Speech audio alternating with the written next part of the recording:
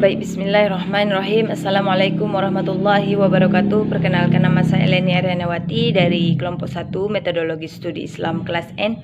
Dan teman kelompok saya bernama Muhammad Nasrullah. Kelompok kami membahas tentang sejarah dan perkembangan studi Islam. Yang pertama masuk sejarah awal studi Islam. Nah, untuk sejarah awal studi Islam, seperti yang sudah kita ketahui sebelumnya, bahwa studi Islam itu adalah ilmu yang mempelajari tentang agama atau memperdalam ilmu pengetahuan tentang agama, gitu. Jadi, sebenarnya studi Islam ini sudah berlangsung sejak awal pertumbuhannya Islam, yaitu pada masa Nabi Muhammad SAW. Apa yang dilakukan oleh para nabi bersama para sahabatnya sewaktu itu merupakan bentuk studi Islam yang sesungguhnya. Jadi mereka melakukan dan mempraktekkan studi Islam dalam makna yang sesungguhnya gitu. Namun demikian, apa yang tengah berlangsung pada masa Nabi Muhammad tersebut belum bisa dikatakan bahwa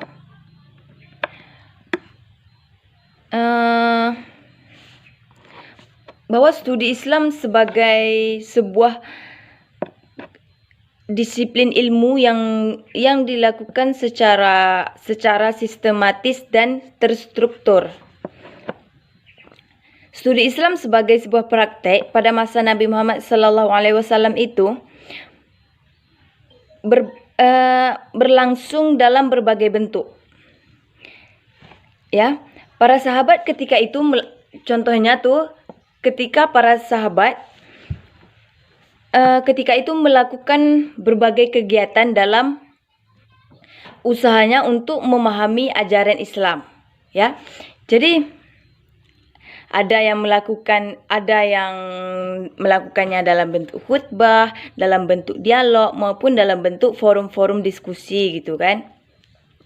Nah, tempat yang digunakan itu bermacam-macam gitu. Tetapi yang paling sering digunakan pada masa Rasulullah itu untuk mempelajari untuk mengembangkan studi Islam itu lebih banyak di dalam masjid gitu. Nah, jadi teman-teman di sini bisa mengerti kan bahwa studi Islam itu sebenarnya sudah ada pada masa sejak awal sejak awal datangnya Islam gitu, sejak awal pertumbuhan Islam. Nah, jadi seiring masuknya Islam, jadi di situ sudah berkembang studi Islam gitu.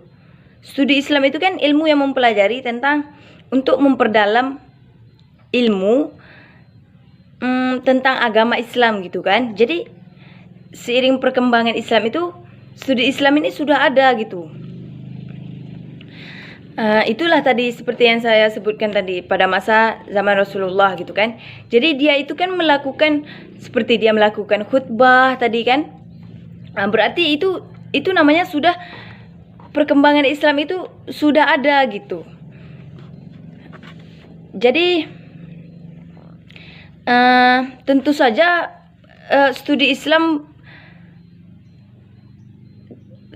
pada masa ini studi Islam belum menemukan format yang baku gitu. Belum ada kurikulum yang sistematis gitu. Itu pada zaman Rasulullah seperti yang saya sebutkan tadi gitu kan. Sebenarnya dia sudah mengembangkan studi Islam gitu. Tetapi caranya itu belum sistematis gitu. Tidak seperti yang sekarang. Sekarang kan sudah tersusun gitu kan. Nah, jadi hal ini dapat dimaklumi ketika mengingat pada kondisi masa itu kan memang belum memungkinkan untuk melaksanakan studi Islam sebagaimana kondisi yang mapan gitu kan. Nah, jadi namun demikian era pada masa zaman Rasulullah ini ditandai dengan kesuksesan para sahabat Nabi dalam memahami, gitu, mengembangkan dan menyebarkan ajaran Islam secara sangat monumental, gitu. Maksudnya di sini pada masa Rasulullah dan dan sahabat ini dia studi Islamnya itu sudah mendapat kesuksesan, gitu. Dia mengembangkan studi Islam ini sudah secara sukses, gitu kan. Karena apa? Karena ini pada zaman Rasulullah ini dia memang betul-betul memahami, gitu. Memahami bagaimana sebenarnya studi Islam yang sebenarnya, gitu. Nah, pada masa selanjutnya studi Islam berkembang dengan lebih baik. Studi Islam itu berkembang searah dengan berkembangnya lembaga pendidikan Islam, gitu. Nah, dengan demikian studi Islam menjadi bagian yang sangat erat dan dalam menjalankan lembaga pendidikan Islam. Nah, jadi kan setelah pada masa itu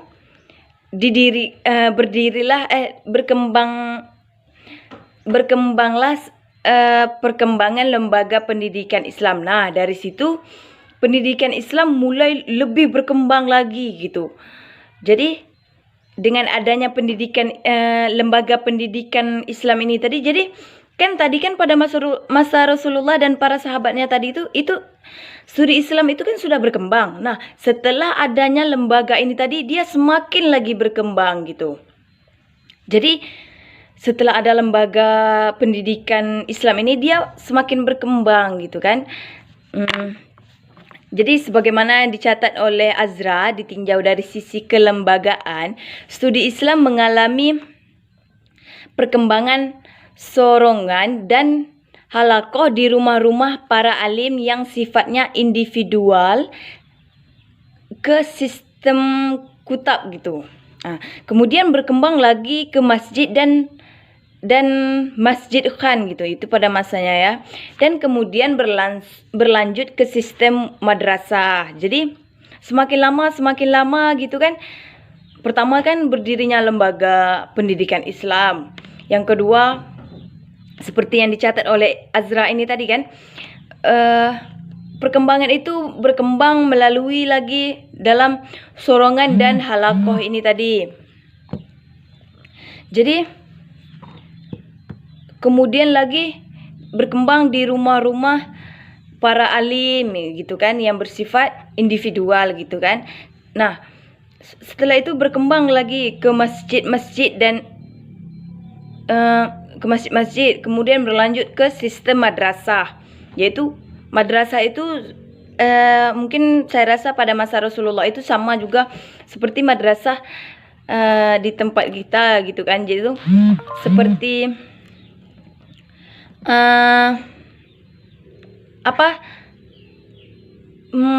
sekolah, gitu kan, sekolah madrasah, yaitu madrasah ya tahulah sendiri, madrasah, sekolah madrasah itu mempelajari tentang agama Islam, gitu kan.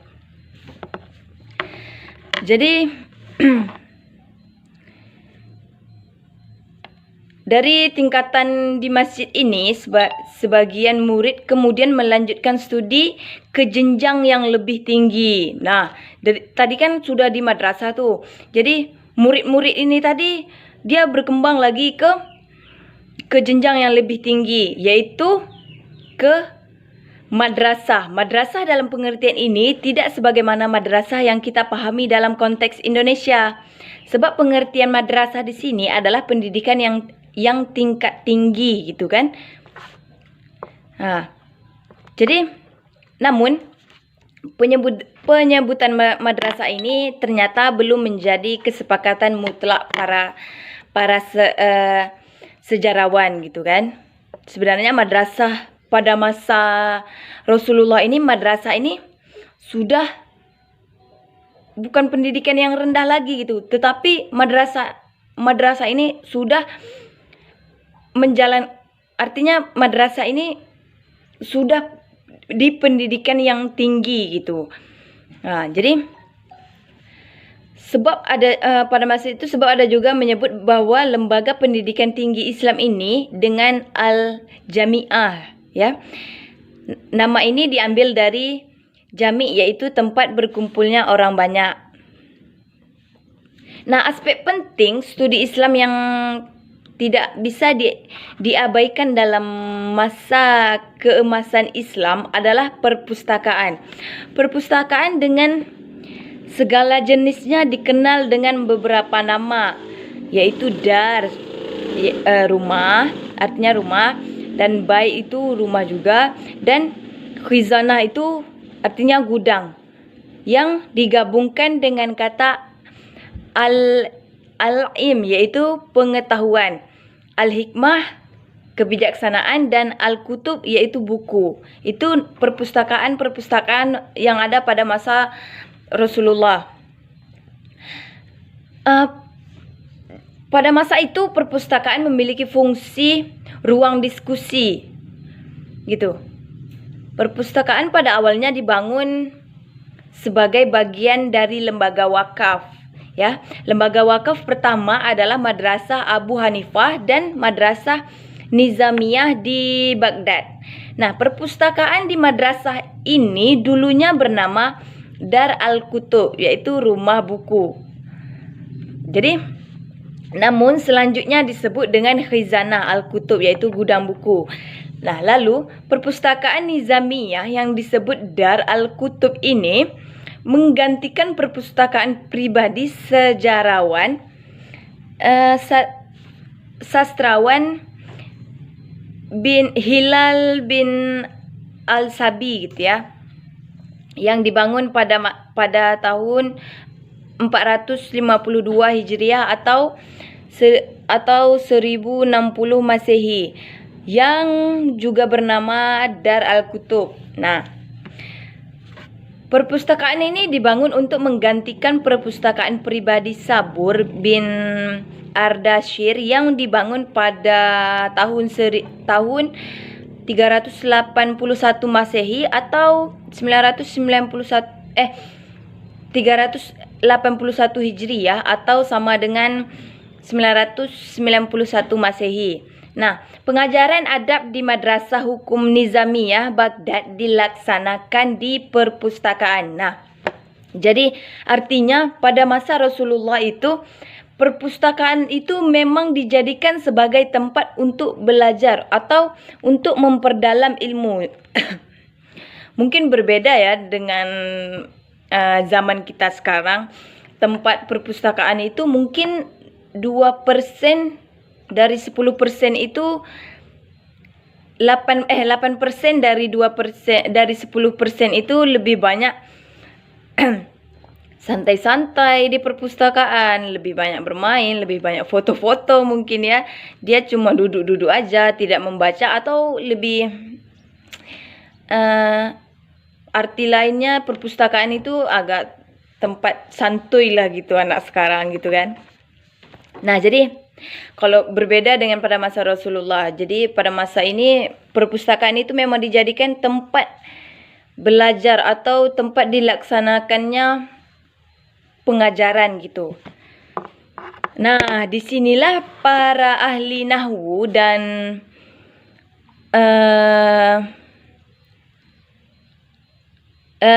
disinilah Abdullah bin Muslim Al-Karyawan, ya, itu pada pada tahun 488 Hijriah atau sama dengan 1095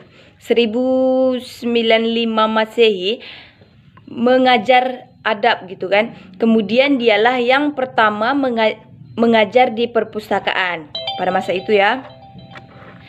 Nah, pada masa selanjutnya studi Islam mulai berkembang tidak hanya di negara-negara barat.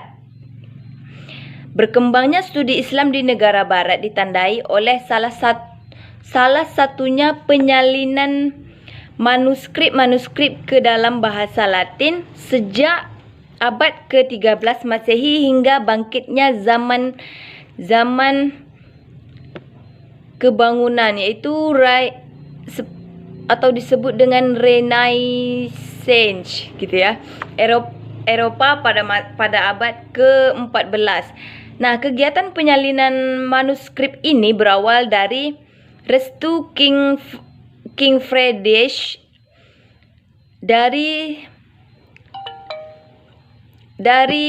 Sikli, yaitu pada tahun 1198 sampai dengan 1212, yang kemudian menjabat sebagai Kaisar Holy di Roman Empire, yaitu pada tahun 1215 sampai dengan 1250.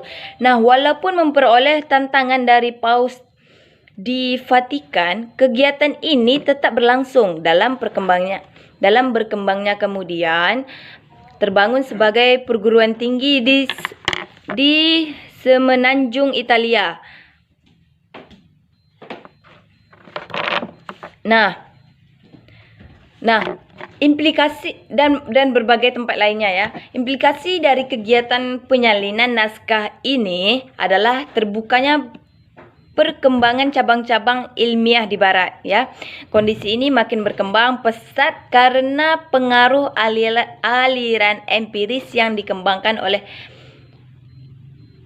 Francis Bacon, yaitu pada tahun 1561 sampai pada tahun 1626. Namun demikian, bukan berarti kegiatan penyalinan naskah ini berlangsung dengan waktu yang cukup lama, walaupun menimbulkan perdebatan secara luas. Kegiatan-kegiatan penyalinan naskah terus berlanjut tanpa bisa dihentikan. Nah, mungkin untuk dunia barat ini mungkin kalau teman-teman nanti kita lebih diperdalam lagi, ini cuma sekilas ya, diperdalam lagi untuk dunia barat ini oleh teman kami itu Nasrullah. Ini ada pembahasannya tersendiri. Baik, sekarang kita masuk yang kedua, yaitu perkembangan studi Islam di dunia timur. Nah, studi Islam di dunia Islam sama dengan menyebut studi Islam di dunia Muslim. Dalam sejarah Muslim dicatat sejumlah lembaga kajian Islam di sejumlah kota. Maka akhir periode Madinah sampai dengan 4 Hijriah. Fase pertama pendidikan Islam, sekolah masih di masjid-masjid dan di rumah-rumah dengan ciri hafalan. Namun sudah dikenalkan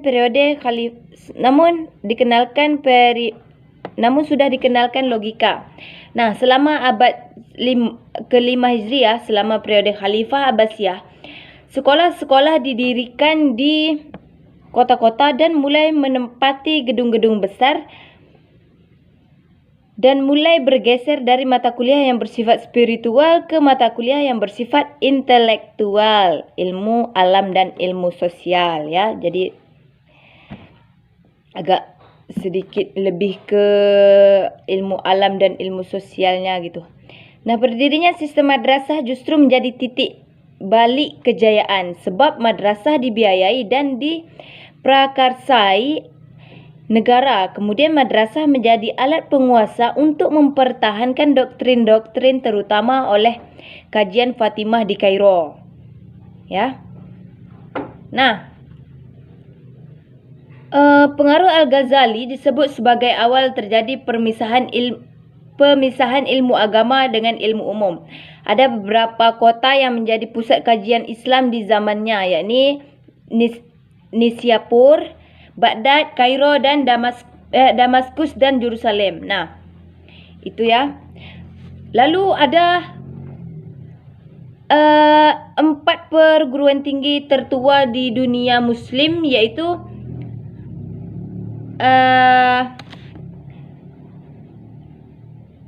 Nizamiyah di Baghdad. Perguruan tinggi Nizamiyah di Baghdad berdiri pada tahun 455 Hijriah atau 1063 Masehi. Perguruan tinggi ini dilengkapi dengan perpustakaan yang terpandang kaya raya. Yang keempat, karyawan Amir Nizam Al-Muluk di Maroko. Nah, perguruan tinggi ini berada di kota Fez, Afrika Barat.